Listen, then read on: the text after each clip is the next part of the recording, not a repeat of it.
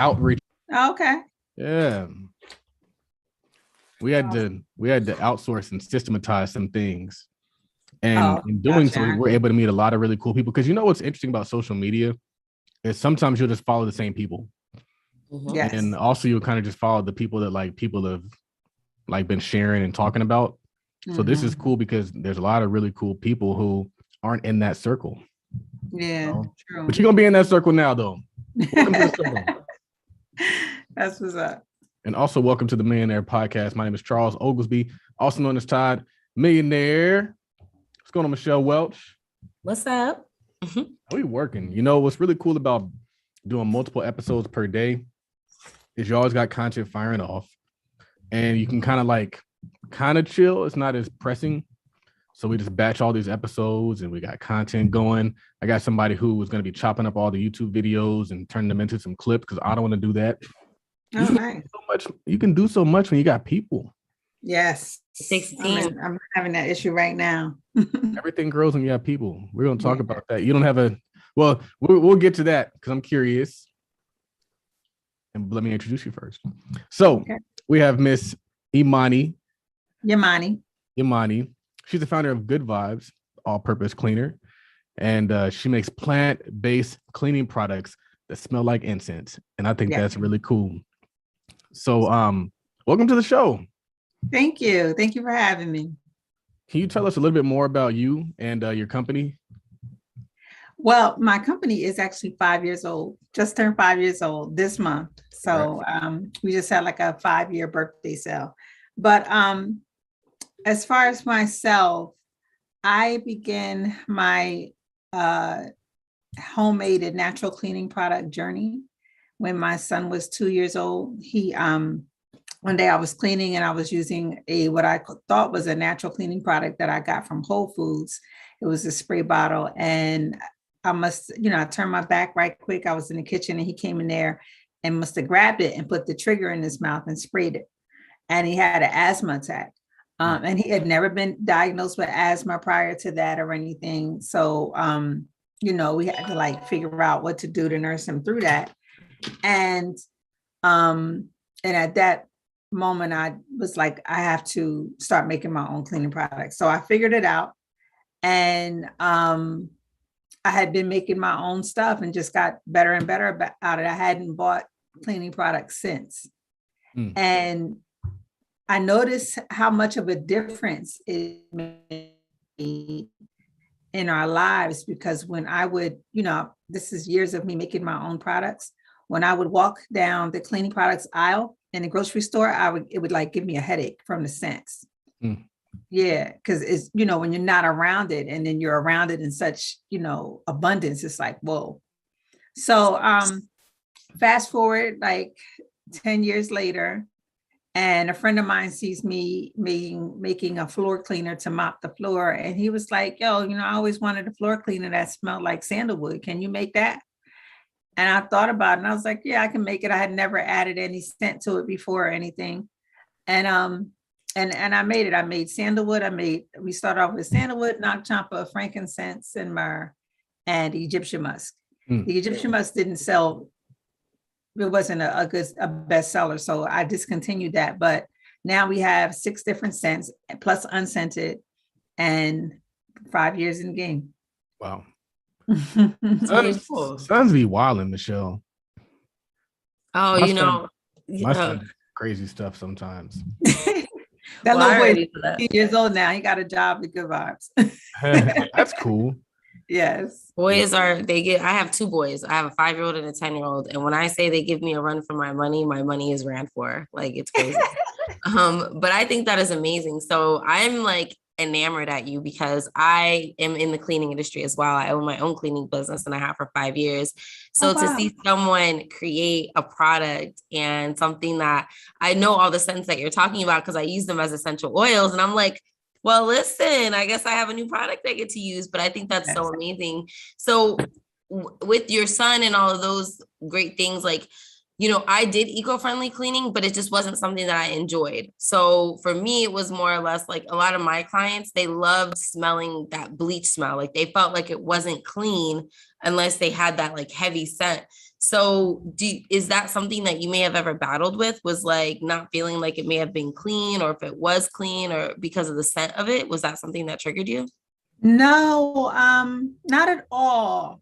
So here's the thing with good vibes still surprises me, like major way, because it cleans really well.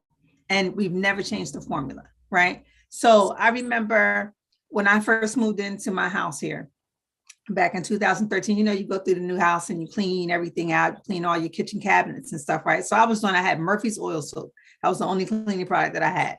And I was scrubbing some tack paper in one of my cabinets, and what I thought was like scrape marks. I was like, oh, it must be scrape marks. It's not coming up. So I just, put my stuff in there and went about my business. Years later, I made good vibes, and I'm decluttering the kitchen one day and removed everything from the cabinets, wiping all the cabinets down. And whatever was on that tack paper came up immediately, right? Wow. With good vibes. Yeah. So I was like, so all this time that was dirt.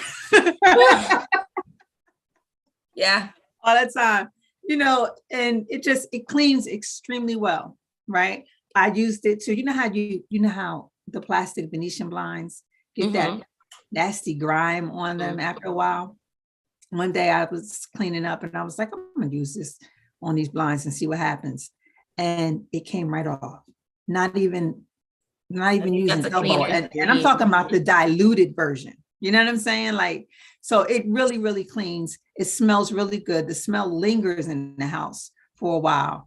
And I have never heard anyone say that it didn't smell clean. That's never been a complaint that I've gotten from any of my customers. And I think if they're very different, right? The only one that's kind of smells like a traditional cleaning product would probably be sage mint, which is a combination of sage, basil, and mint. So that gives you kind of like a piney type of clean. Yeah. So Ocean Views is also kind of has a clean scent to it. So if people are looking for that, they might choose those type of scents. But if you want something that smells like incense, you want to get the frankincense and myrrh and Noctamp are definitely the best sellers. Yeah. I think that's so cool. I think that's so awesome. Thank you. Your slogan is plant-based cleaning that changes the whole vibe. So that changes the vibe. We were talking about if it doesn't smell like bleach, but I think that maybe your cleaning process, you said it changes the vibe. What do you mean by that? So what I encourage people to do, or what I try to do, is inform people about these traditional fragrances and the benefits that they have in regards to like aromatherapy, right? So frankincense and myrrh is a grounding scent. It kind of like cleans the atmosphere from negative energy, right? Nagchampa is known as like an aphrodisiac, and it's a fragrance oil made from India. And it goes back many, many years, but monks would use it during meditation. So it's very calming, but it's also known as an aphrodisiac. So I tell my customers, you want to clean with this if you want to set a romantic vibe, right? Sandalwood, also another very calming, meditating type of scent. And it's the lighter of those three, which were my first three, right? And Ocean Views is a curated scent. That's something that I created, this scent that I created on my own. It's a combination of lavender, aloe, and lemongrass. And it was interesting. That scent is interesting because I wanted a scent that smelled like the ocean, or like an ocean breeze. And I wanted to call it Ocean Views. I wanted to name it after Nipsey Hussle's song, right? Because that song is very inspirational to me. So I wanted it to be like an inspirational type of scent. And I was looking for like the rain-based type fragrances, and I just couldn't find one. And I happened to I also wanted to curate a scent with using the lavender, lemongrass, and aloe. So I did that. And when I smelled it, I was like, this is the ocean view. So it was interesting how that all came together. I was The really creative searching hard to process like is that. so dope. Yeah. Yes. Yeah. So So I had the ingredients that I wanted to use for the idea that I had in mind already. Yeah. So, and then sage mint is again like sage, basil, and mint.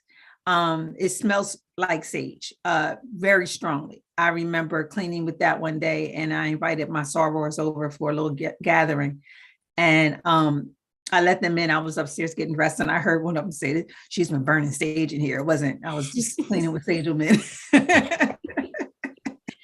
So, sage like cleanses the environment from negative energy. Ocean views is for the visionaries when you need to clean up so you can get some inspiration.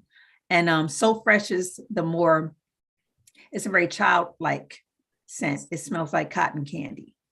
Oh, because I'm on the site right now, so it's really dope because the pricing is great. I mean, I love it. It's surprised that it priced well. Yeah, very, very price. It's priced very well. And you have this thing called the starter pack. The starter pack. So I can try all of the 6 flavors. Mm-hmm. And if it's sold out now, but it's the starter pack has the glass spray bottle and the biodegradable sponges, and then there's the sampler pack, which is just these 6 like 2-ounce bottles of the 6 scents.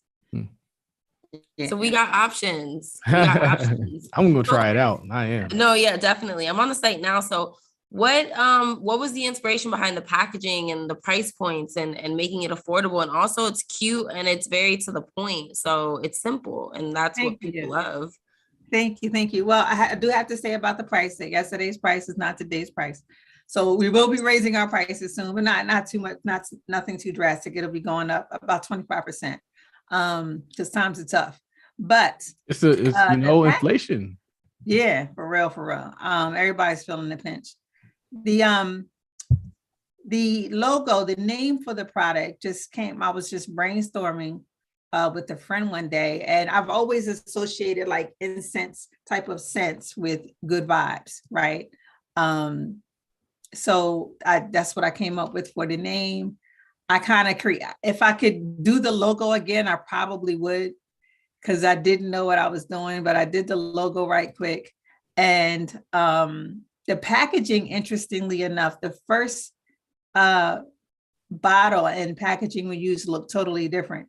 It was a, what do they call a white Boston round. So it was like one of those bottles that you would get when you have like liquid vitamins. Okay. It was like that. So it was a 32 ounce. And what happened was one of our customers, she grabbed it and drank some. She thought it was her vitamins. But, of course, nothing happened. She was fine. But I was like, yeah, we probably need to change the packaging. So, we changed the label and made it a lot simpler, a lot easier to reproduce. And use different, packaging so you could clearly see what it was. I think that there's a bar in there, and that you release your product and your client or your customer told you what's a better way to do it. And that's a large part of like being an entrepreneur and growing a business, is put something out there and then you can refine it, and your customers are going to tell you what they want. And a lot of us try to get it all right before we launch it. And you know what happens? You ain't never launching it because you can't get it all right. So I think that's really interesting. That's actually how the sampler pack came out, because I would run ads and then people would leave comments, do you have any samples? I mean, over and over again. So I was like, you know what, let me make a sampler pack for folks. And it's been really popular. Entrepreneurship is more about doing and less about thinking. It is. More about doing and less about thinking. I feel like you learn from the doing. There are certain things that no one could have taught me, because the challenges are unique to my business, Wow. And there's a lot of stuff that I could have learned if I studied, but again, I learned it as I was going. And, the challenges never stop. And so the learning never stops. And the goal is to just make it better and better and better. Yeah. It's like if you sit on the outside and you try to research everything that as it pertains to your business, and then you get in business and you start experiencing things that are unique to you, that's when you go and you start researching. You research to solve the problem, not to find all the problems that might not ever pop up. Exactly. Oh, hold on. I'm curious because I still want to talk about the scent a little bit. Okay. Because there's the idea that people think that it has to smell like this in order for it to be clean. But how have the reviews been for you? What are you getting back from your customers? The reviews are great. Overwhelmingly, I would say like 98% are totally positive. You know what I mean? It's been good. I think people are used to that bleach scent or ammonia. Like that stuff is harsh. And first of all, I have a cosmetology background. I'm a cosmetology teacher by day. And bleach is not a cleaning product. It's a disinfectant, right? Yep. There are 3 stages to infection control or controlling the growth of microbes. And that is sanitation, right? Sanitizing, disinfecting, and then sterilizing. Sanitizing is cleaning with soap and water. And that's what my product does. So if you clean often enough with soap and water, you create an environment where microbes do not want to grow, because microbes only grow in dark, dirty, damp places. So if you clean often enough, you won't be creating an environment for germs to grow, right? So you shouldn't have to disinfect that often. Now, places like, the bathroom sink and the kitchen sink and the toilet, you want to disinfect those areas because of the kind of use that they get.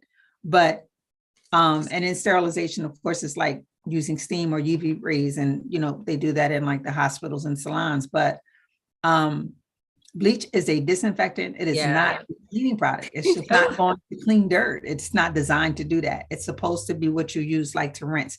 And even then, you're really not supposed to use it full strength. I think for the most part, you use a 1/4 cup or 1 cup per gallon of water. Supposed to dilute disinfectants. You're supposed to use them according to the manufacturer's instructions in order for them to work properly. So I think people overuse that kind of stuff, and it's actually extremely toxic. Like I don't even use bleach because if I use it on my clothes, it irritates my skin.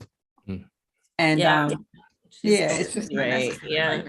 The thing is, a lot of people are not educated properly on what cleaning is. Cleaning is just removing dirt, and then you go into disinfecting, and then you go into sanitizing. So cleaning essentially is 3 steps, but a lot of times we're taught that you get the spray bottle, you get the bleach, you just spray it on the counter, leave it for 30 seconds and wipe it. But it's like, you're missing out on the process. So we're technically not really cleaning how we should be, but it's honestly because most people don't know that bleach is not what you're primarily supposed to clean with. And most people are like, oh, it's not clean. No, bleach is a disinfectant. It's to kill germs. That's it. It's not supposed to be used to wipe up messes or stickiness, because that's not what it's meant for. So I'm glad you said that.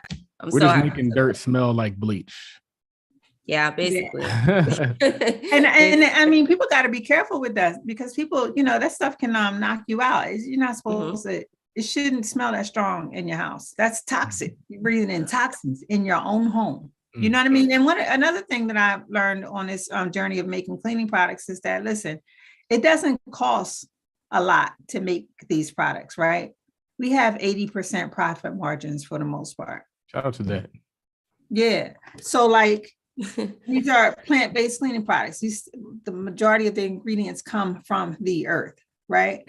And when we're looking at these commercial cleaning products or these conventional cleaning products that have all these chemicals in them, the reason for the chemicals is so that they can increase their profit margins. So they're increasing their profit margins astronomically, right?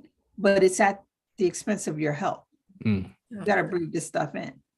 You know what I mean? So it's at our expense, and it's not even necessary. It's just greed at the end of the day. So when you were beginning your business, what did that look like? How are you out there marketing, selling it? How did you create it? What does that look like for you? That's a good question. So the first, our launch was in April of 2017. We launched at a conference that I go to every year in DC called the Sankofa Conference, and we sold out. That was my first time vending. So it was came home from that conference, I created this little rinky-dink website on Weebly. Didn't have the only customers I had were the customers from the conference, who were mostly my friends. And then I vended a few places that summer. The majority of the income will come from vending. I am a business major, and I have a marketing degree. And so I knew that I needed to market it to get it out there. I knew it was the product that people would love, but that I needed to be able to market it. So I continued to do that for a little bit, and it grew a little bit, so basically in 2018, we might have made like $5,000 in revenue for the year. 2019 was way less. It was like less than $1,300 in revenue for the year, right? 2020 rolls around. In 2019, I started taking this class about how to run Facebook ads, because I tried to do the little boosting the post, and I was like, this doesn't work. Okay, maybe I need to educate myself about this a little bit, right? So I took this class with Abu Fafana. Yes. And he is the GOAT. And I signed up for that class. It was the best investment. I went all in on it. And by the end of the year, I pretty much had finished. And that was around sometime in the fall. I finished the class by the end of the year. The first 3 months of 2020, I was setting up my website to receive the traffic that I know I was going to get.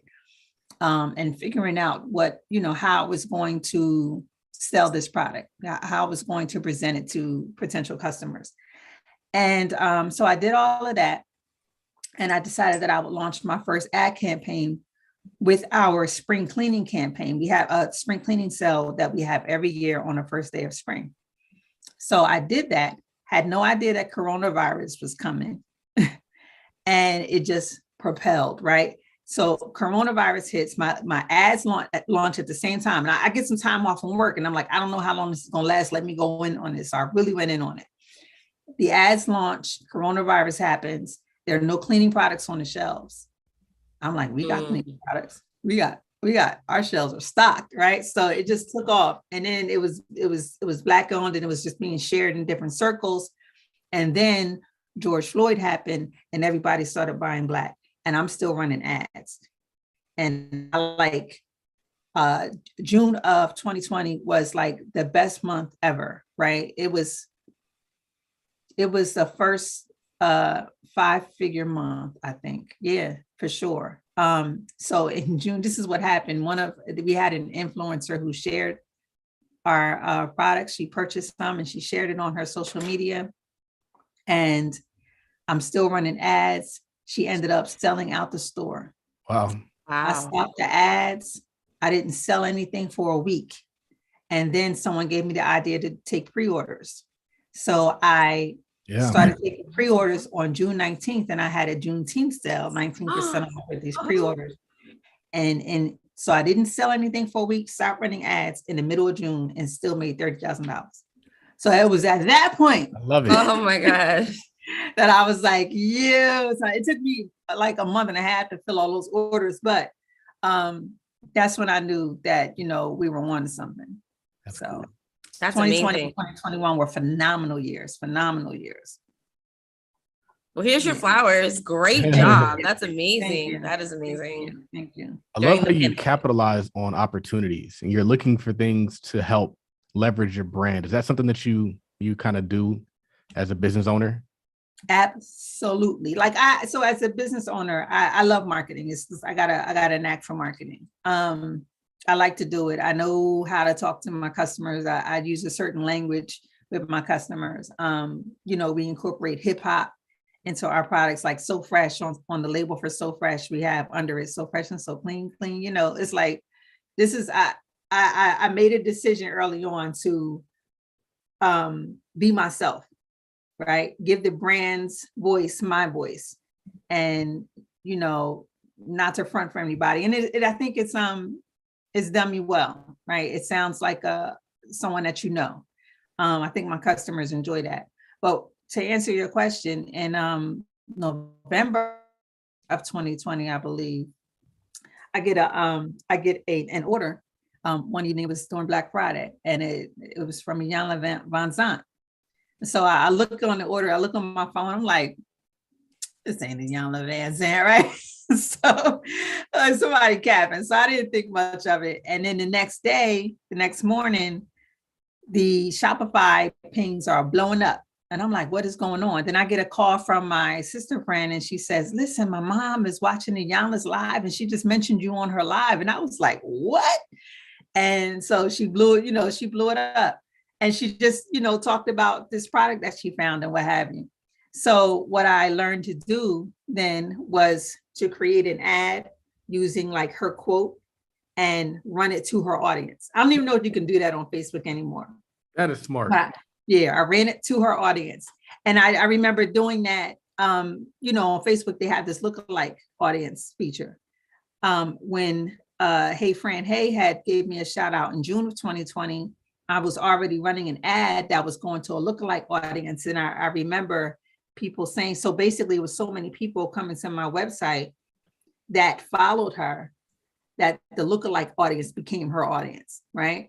And then I saw people's comments like, oh yeah, I just heard about this on Hey Fran, right? From Fran's social media or whatever, on Twitter or whatever. So people were commenting because it was targeting them because they followed Fran. So I realized that if I could target the people who shout me out, I could send an ad targeting their audience to get more people to come. Wow. And it worked. It worked. I don't know if that's a feature anymore that we can use on Facebook, but it served me well at that time. That's amazing. Kudos to you being very resourceful. Thank you. Yeah, so that's an example of taking advantage of opportunities. Absolutely. So what are the things that you're like currently going through that you may be struggling with now? Because I know that entrepreneurship has its glamour, but where is the things that you're like over it? Yeah, so revenue has slowed down a bit, and I think it's just the waves, right? It's not bad though. It's still coming in. But one of the things I need to do right now is create a team, because I've been kind of doing everything by myself. I did hire someone to take care of customer service and answer customer emails. I hired my son. He helps to make the product and ship it out and stuff like that. But in order for me to, right now, I'm still doing this in my house, right? So in order for me to scale, in order for me I want to add new products to the product line, I have to expand because I'm running out of space, right? Good problems to have. Yeah, good problems to have. We make the product in like 55-gallon drums. I have 6 55-gallon drums in my dining room. There's no more room for another drum. You know what I'm saying? So that's one of the issues that we're having is we need to expand. So we either need to, the choice is to either move to a warehouse that can fit our needs, or to hire a company who will do manufacturing and fulfillment. And I'm kind of leaning more towards that. It's going to cost, because they have to do so many SKU of each product and what have you, a minimum. So I'm going to need some investment for that. But if I do that, then it will free up my time to just focus on the business end of it. I can, I need to put together a marketing team. And I need an assistant to kind of take over some of the duties, some of the things that I'm doing that I, are like really probably $10 an hour jobs, you know what I'm saying? And, so I can work on my business and not in my business. So that's the struggle that I'm having right now, for sure. No, that's definitely a big thing, finding a team. And I think with some of the interviews that we've done today and in the past is the common denominator between a lot of the scalable success has been having a strong, solid team. And I think Charles can attest to this, that as of right now, we're building a team over here at Todd Capital and things are streamlining in a way, that's how we were able to find you, because you tend to wear yourself very thin. And being an entrepreneur, a business owner, and a serial entrepreneur at that, wearing so many hats, being a mother, being so many different things, it's essential to learn how to delegate. And I'm very heavy in the productivity and time management space. So I 100% understand how important having a team is, because I'm going through your same struggle right now. had to let my team go, and I'm rebuilding. And it's just the process. It's going to get better. I can guarantee you that much, but you don't realize how essential your team is and how much you do in a day until it's all on you once again. And you're like kind of funneling back through it. So I understand your struggle personally, and you are not alone. So don't feel like you are. But I definitely think the importance of scaling and growing, it all starts with the foundation and having good leadership, but having an even better team to support you. So I'm wishing you that you get that team that you need, because what you have to offer is amazing. Everybody loves the alternative of having that eco-friendly, and for it to be the scents that you're talking about, because I love, myrrh, I love frankincense and all those things. I'm like in awe because I've never seen anything like this. When I saw that, I was like, that's cool. That's so great. I saw the cleaning company, but then when I read it was like, it smells like incense. I was like, that's different. Yes, thank you. Yeah. So do you have a cleaning company as well, or you just have the product? No, I just have the product, girl. I could never. This is enough. Like, it's a tough industry to be in general. So I completely understand. So, wow. So when you do expand, not if, when, what are some other things that you think you'll add to the product line? So I want to add, right now we use fragrance oils, and it is the bane of my existence right now. I hate answering that question because I know that my standard is to use essential oils, but essential oils are costly. And at the time that I started, I could not find a supplier that I could get them from at a reasonable price. That has changed now.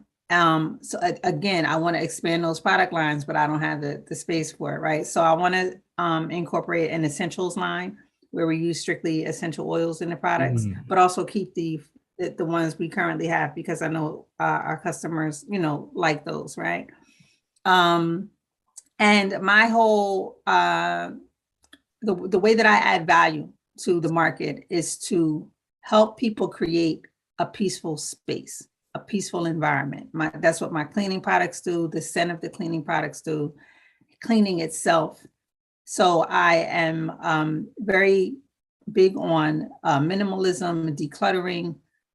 One of the things I have coming up is to start a blog, which will, offer different cleaning tips and decluttering tips and have like cleaning challenges and stuff like that.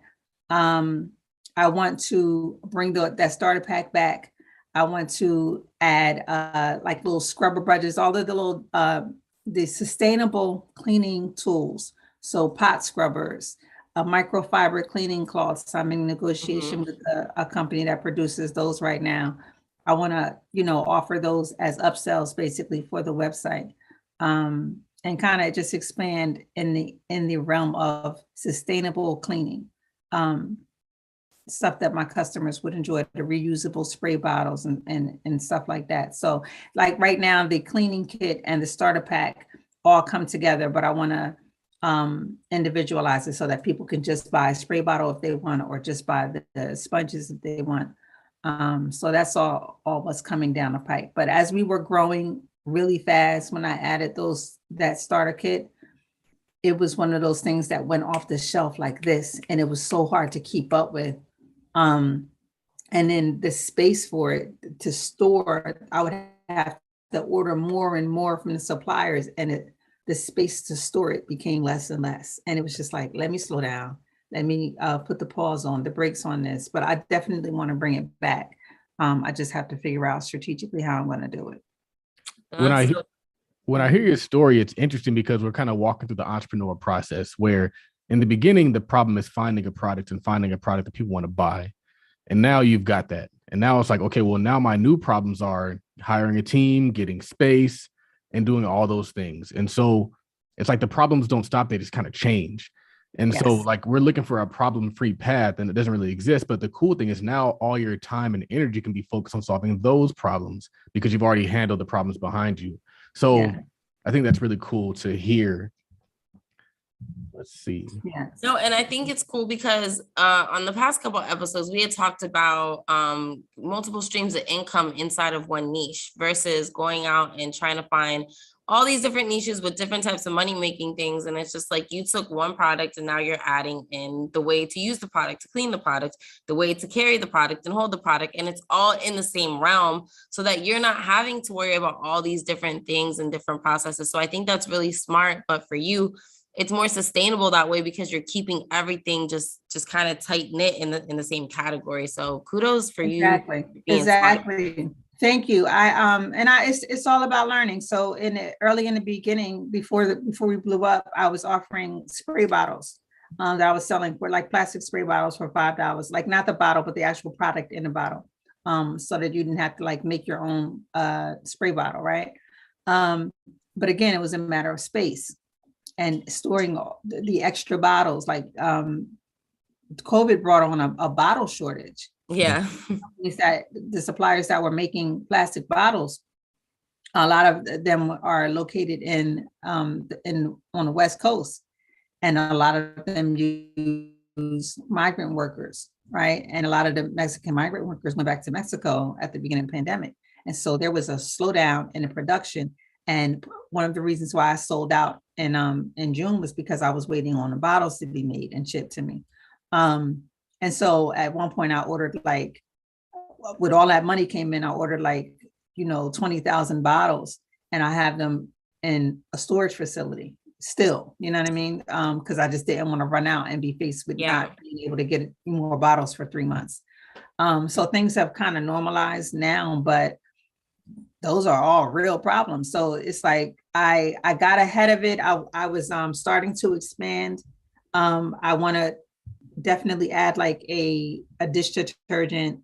I want to add a laundry detergent. Yeah. But I had started to do that and realized, let me just focus on this one product, because the more products you add, the more labels you have to buy, the more different types of bottles and tops you have to buy. So I'm like, let me just focus in on this one product. And once I get a nice customer base and I can scale, then it's time to expand into and add more products to the line. So that's always been my struggle with physical products, is all the physical things you have to buy and store and ship and wait on. Like, that's one of the things I've always struggled with. Have you considered looking into digital products or some sort of a digital product form of your business? I have been giving it some thought. And one of the things that I came up with is to do a course, walk customers through a course on how to really declutter your house. A lot of people are living in a lot of clutter. We hold on to a lot of stuff. And one of the things I realized when I started my decluttering journey, and it's a process, which is why people need to be walked through it. Like, you're not going to do it all in one weekend. It's going to take months, right? But one of the things that I noticed when I did that was how it made me feel. It just feels really good to be in a space that is decluttered when your surfaces and your countertops have nothing on them, right? And everything has a place, and you've it's also a process to let go of things, and people have to kind of be coached through that. This is a funny story. When I had taken a decluttering course, and the course was encouraging us to like really look at some of the things that we've been holding on to and ask ourselves, why are we holding on to this, right? So I was decluttering one of my drawers, and I found my Michael Jackson doll from 1980 with the Thriller outfit on. Easy. It's still intact. It's still got all the shoes. And, I was like really crazy about Michael Jackson when I was a kid. So I held on to this doll all this time. And it's like really precious to me. I never let my children play with it, right? It sits in the drawer. Like, it's not even on display. I don't want it to get dusty, none of that. And I was like, why? I've had this since I was 6. Like, what is it with this Michael Jackson doll?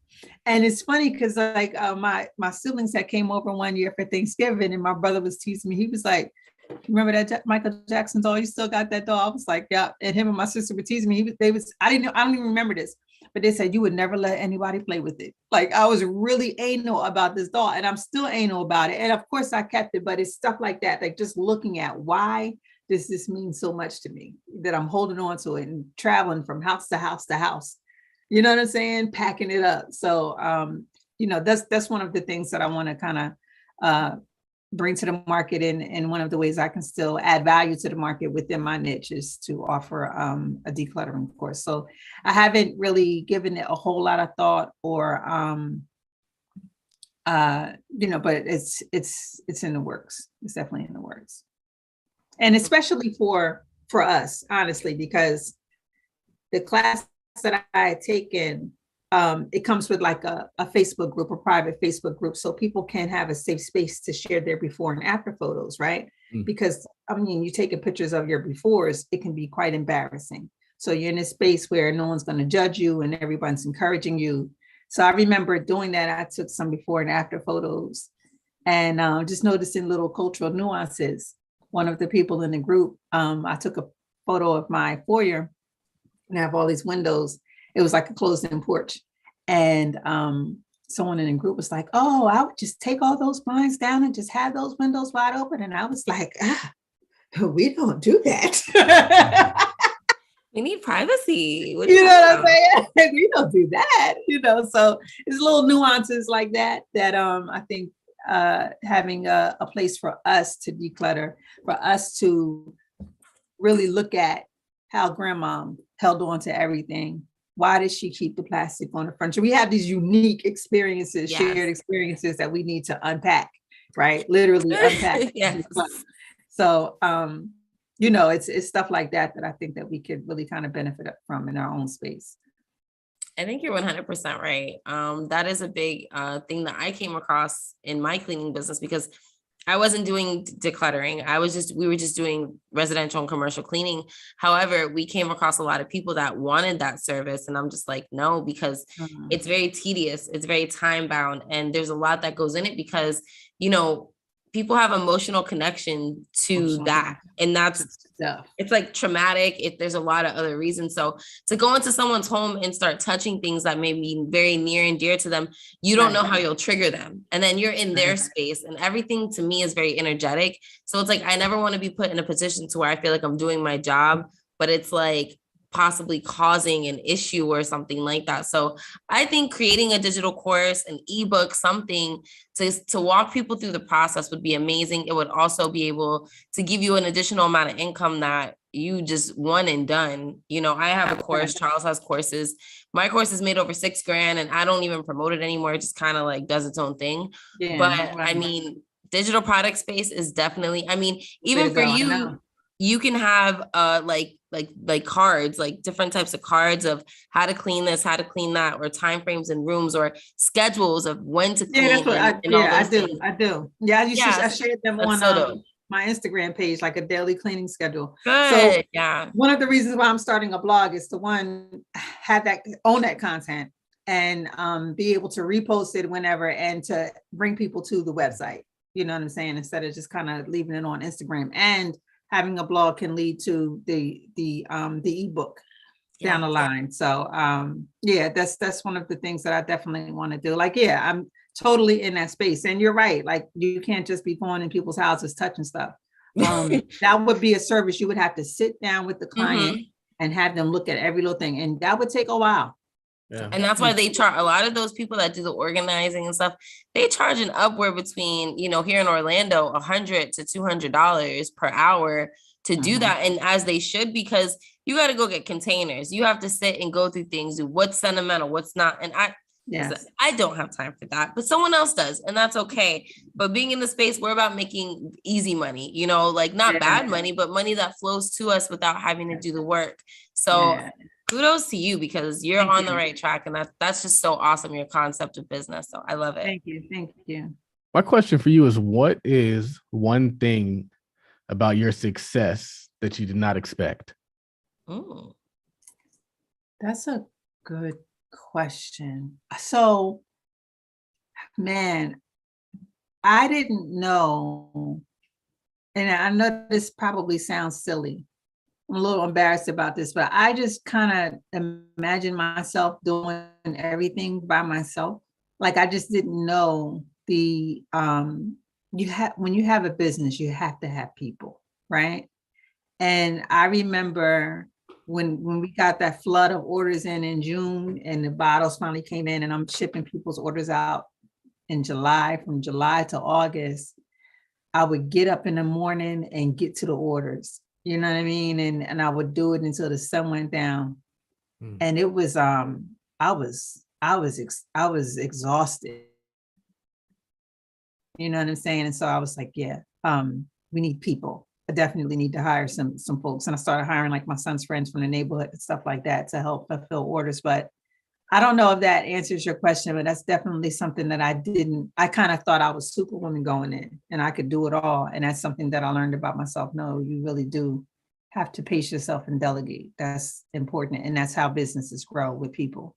So I kind of was thinking I would have all this money right now, you know what I'm saying? Like business would have all this money and I'd be able to do A, B, and C and stuff like that. But in essence, the business now has to pay employees.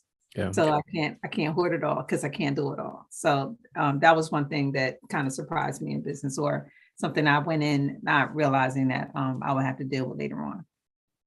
I mean, she did say yesterday's price is not today's price. So yeah. That kind of triggered something for me, because I'm hiring people and I'm bringing people into the organization. And I think people think they work for me instead of working for the company, Todd Capital. And so it's like, I might have started Todd Capital, but it's like, in order for this to be as good as it can be, you got to come to work for Todd Capital. So you got to be contributing to Todd Capital. Yeah, I might have a large share of ownership of said Todd Capital, but so we have to reimagine it. That business is something that's separate and a part of you. Even though it might feel like it is a part of you, it's like, no, it's not. This is your company, Good Vibes, and you show up and you run Good Vibes, and you got this person that contributes to that part of Good Vibes. And I think that's so important for us as new entrepreneurs, because so many times we bring the job mentality into entrepreneurship, I got to do it all mentality to entrepreneurship. And it's as simple as like even managing the books and managing the finances. And I tell people that, like, if you're an individual and you don't manage your money, you're deemed incompetent. But in business, you shouldn't be managing the money. You should not be managing the money. It's too many emotions tied to it. It's too many things flying around. You need somebody who that's all they do is manage your money.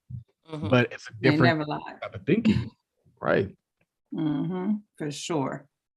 So I need all of that. And like you said, it allows you to work on your business instead of in your business, because, as you know, I always say this: if you wanted to work hard and just have just go get a job. Like, if you're not going to do it the right way, if you're not going to build it right, if you're not going to take the time to structure foundation, why are you stressing yourself out for nothing? Like, you could really just go get a 9-to-5 and not have to worry and just know you're getting a guaranteed paycheck.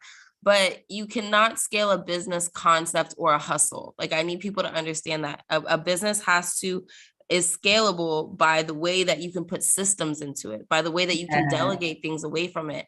And yes, we have ownership, but ownership does not make us enslaved to our businesses. And I need us to get out of that mindset. So I love this for you, that you're making all these realizations going through business, because these are things that we can only learn by trying, by doing. And especially you're in such a different industry and space. I mean, me being a Black woman in the cleaning industry, it took me 2 to 3 years to really make a name for myself and people to listen to what I was saying. I mean, I was going on Facebook Live every day consecutively at 7 p.m. talking about why it's important to clean your house.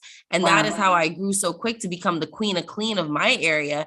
And I took over the cleaning industry. And now, even more so, 5 years later, I'm hitting my 5-year anniversary on May 12th of this year. Wow. Like, it's on another level. Now we do, a lot of commercial spaces. We do nightclubs, we do event venues. So it grew to be something a lot bigger. And so that's why I'm like, what you're doing is amazing, because it's kind of what I did on the cleaning side, the physical side. I took my niche and I just mastered one thing, and then I added to it. And now my company is just a monster. Like, you can't, That's awesome. I don't even have to, and your marketing, thank you so much. But your marketing, I love what you're doing, because I run off of referrals. I don't have to market. Everybody just knows what it is. So you're getting that brand authority in your space. Keep doing the interviews and keep doing the marketing the way you're doing it. You're going to take over, and you're going to be that pivotal person to go to for incense smelling, cleaning products. And I'm so excited for you. I'm just like, I need to go buy them and tell them to my clients.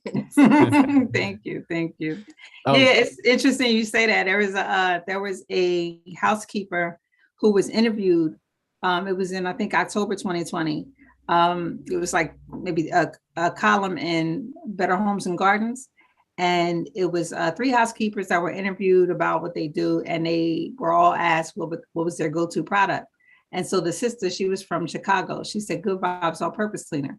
And she posted it on Instagram. I had no idea. Now, I subscribed to Better Homes and Gardens. I love that magazine. I was like, what? Wow. Better Homes and Gardens. It was very exciting. Yeah. So I love it when people who work in housekeeping love my products. I really like that. That's awesome. Kudos to you. Thank you. Did you always want to be an entrepreneur? No, I don't think so.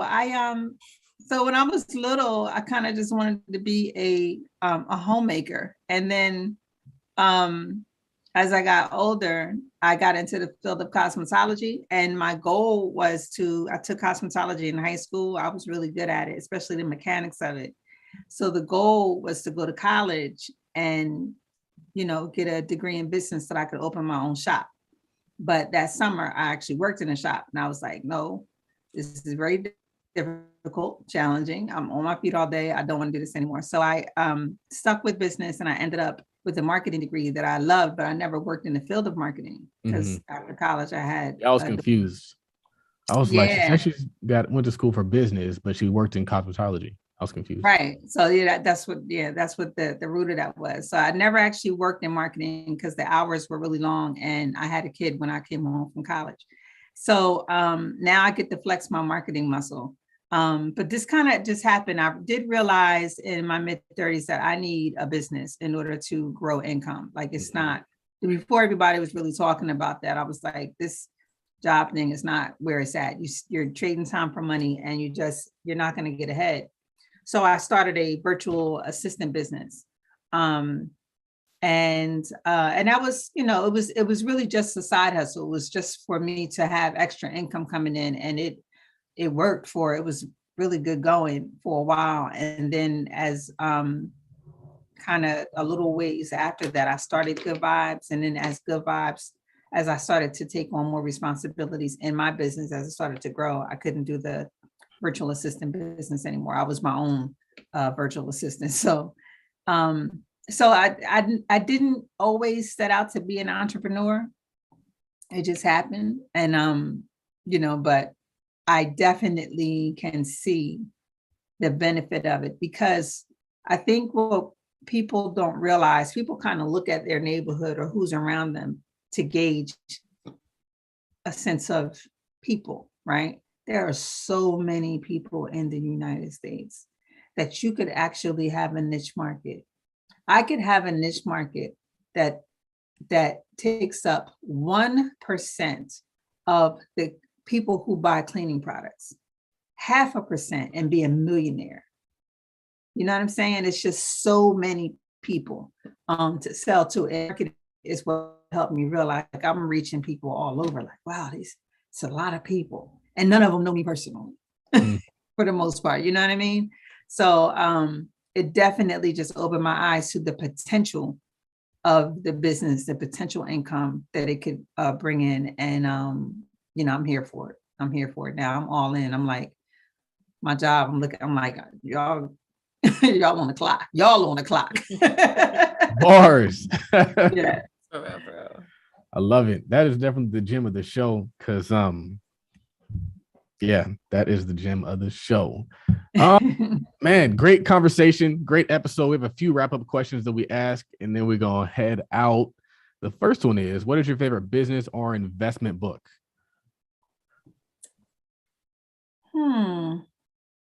There's this book that I'm reading right now on Audible. I don't remember the name of it, but it is I'm gonna share that. It is called, where's my library? 12 Months to $1 Million by Ryan Daniel Moran. I heard a clip of this book on Clubhouse. Does that have a green cover? No, it's like a okay. dark blue cover. All right. I heard a clip of it on Clubhouse, and I was doing some of the things that he had suggested. So it was just kind of confirmation for me to keep doing that. One of the things he suggested was find your niche market, and then ask yourself, what else can I sell to these people? And just keep adding things to sell, because now you've built the trust and they trust you. So, right. You're doing, that's what I said, you're doing it right. Right. So I was like, let me get this book and see what else he has to say. So I'm filming that book right now. I love it. What sets apart successful entrepreneurs from those who give up, fail, or never get started? You got to have vision. You got to have vision and an end game. Like, I'm doing this because my vision is way beyond good vibes. I would never mind.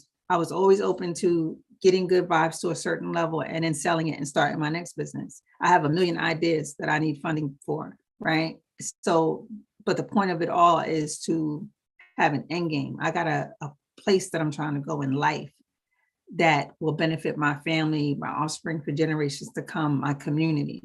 So if you're just doing it to sell the products or make money off the service, you may be doing it for the wrong reasons. And it may be easier to give up. I can't give up because I can't give up on my vision. This is the cash cow that's going to get me to the end game. I've never heard anybody use that, and I love that answer.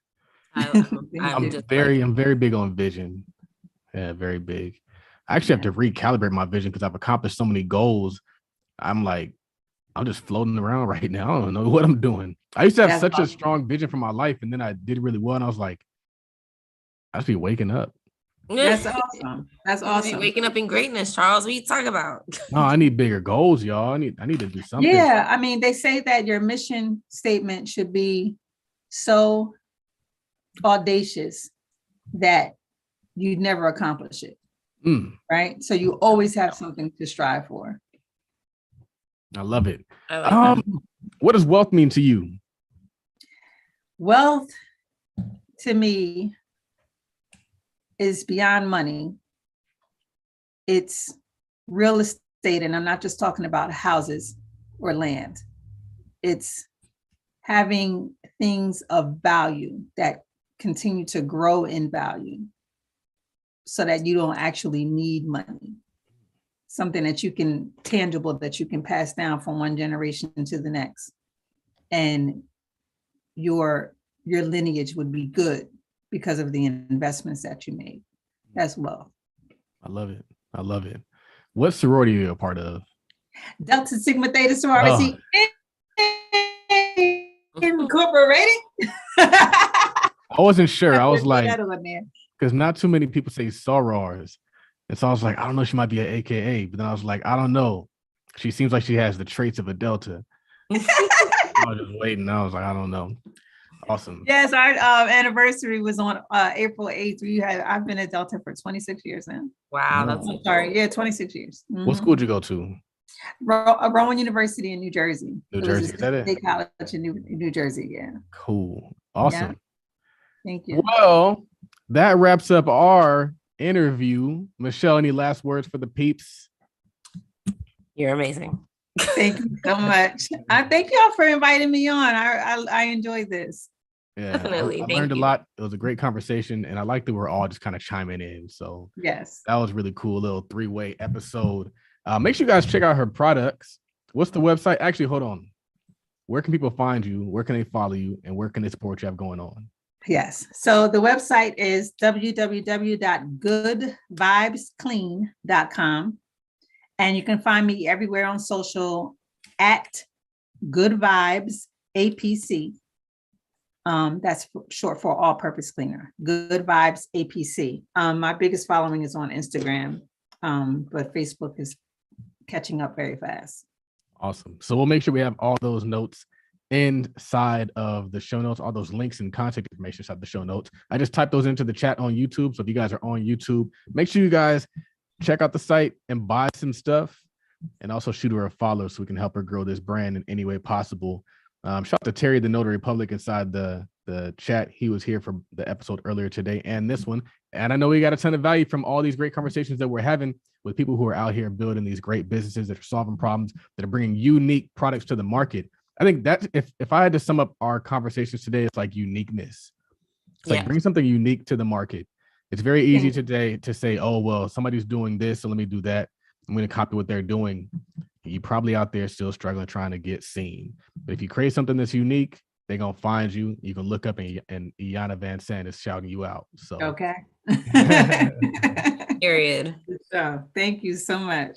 Thank you. Make sure you guys click the links in the show notes and support Michelle's products and her services. So you make sure you help her continue to grow her business and also help me grow my business too. So click the link in at Todd.Capital. Make sure you grab that REIT course. It's on sale for $45 today. The options course is still live. Join the mastermind where we're growing brands every day. And this has been an amazing day of podcast creation. And we're going to go ahead and bow out right now. So we out. We'll see you in the next one. Bye, guys. Thank you.